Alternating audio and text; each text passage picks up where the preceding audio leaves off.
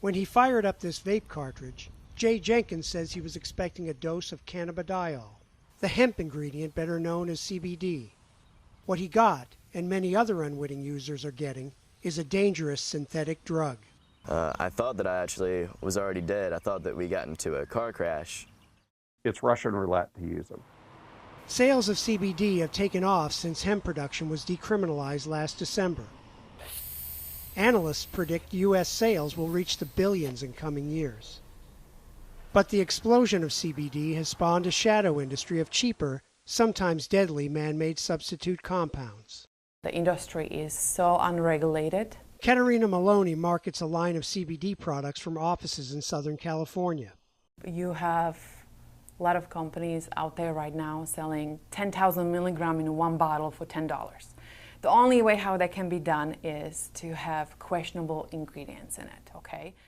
Based on consumer complaints and law enforcement seizures of certain products, the Associated Press obtained vape items in 4 states and online and sent them to this Oregon lab. 10 of the 30 tested positive for synthetic marijuana. CBD products are allowed to contain only a tiny amount of THC, the psychoactive ingredient in pot. But these synthetics are specifically designed to get people high. Some of them are over 700 plus times as potent as THC. The U.S. Food and Drug Administration has approved only one product to treat certain forms of epilepsy, but is still trying to decide how to regulate CBD. Okay, and how is her respiratory rate? The American Association of Poison Control Centers considers CBD an emerging hazard due to the potential for mislabeling and contamination. There's just many cases where they're taking something that they didn't intend to take. I thought that I was actually in hell. Jenkins, then a freshman cadet at the Citadel, says this was his first time vaping CBD.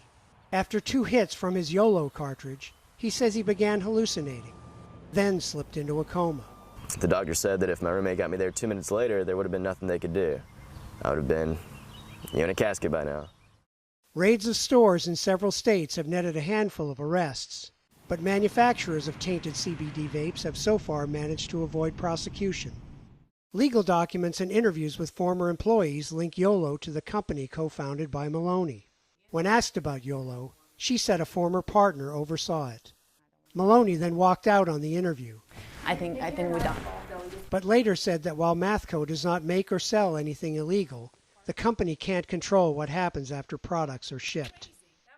The ex-partner declined to comment.